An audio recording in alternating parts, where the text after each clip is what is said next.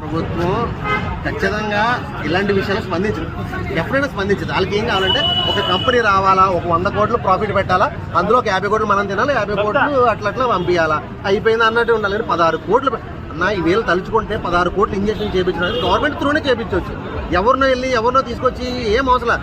Government తరఫున 16 కోట్లు పెట్టి ఇప్పుడు విగ్రహాలు కడతాను, 400 కోట్లు 500 కోట్లు పెట్టి విగ్రహాలు కడుతున్నారు.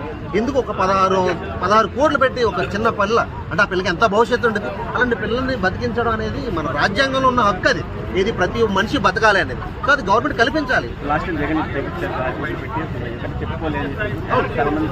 అవునన్నా, నిజంగా ఆ రోజున పవన్ కళ్యాణ్ జగన్ గారు 16 కోట్లు వేరే వాళ్ళతో మాట్లాడించి 16 కోట్లతో ఇంజక్షన్ చేయించి ఆ పిల్లల్ని బతికించారు. సో ఈ రోజున వీళ్ళ ప్రభుత్వం వాళ్ళ ప్రభుత్వాన్ని కాదు. కానీ ఈ సిచ్యువేషన్ ఖచ్చితంగా జగన్ గారికి తెలిస్తే మాత్రం డెఫినెట్ గా ఆయన స్పందిస్తారు.